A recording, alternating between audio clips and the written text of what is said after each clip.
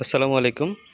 আগের ভিডিওটাতে আমি আপনাদের বলেছিলাম যে এই ঘাসগুলো কেটে নিয়ে দেওয়ার পরে দেখেন ছাগলে কিভাবে খায়। কারণ ন্যাচারালি যেই ঘাসগুলা হয়, ছাগল সেই ঘাসগুলা খাইতে একটু বেশিই পছন্দ করে। এটা খুব স্বাভাবিক বিষয়। কারণ ছাগল সারাদিন ঘুরা, ঘুরা এই ঘাসগুলাই খায় খুঁজে, খুঁজে। আপনারা খেয়াল করে দেখেন, মানে খুবই মজা নিয়ে খাচ্ছে, খুবই আনন্দের সহিত এই ঘাসগুলা খাচ্ছে ছাগলে। তো এক কাজে দুই কাজ হইছে। ঘাসের জমির আগাছাও পরিষ্কার হইছে এবং আপনার এই ঘাসও খাইতে দেওয়া হইছে। এগুলাও খাচ্ছে।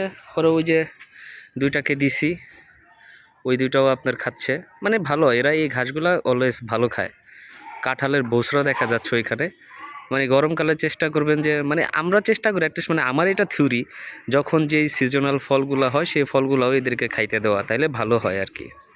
তো পরবর্তী ভিডিওতে আবার আপনাদের সাথে কিছু নিয়ে কথা হবে ইনশাআল্লাহ। সবাই ভালো থাকবেন। আসসালামু আলাইকুম।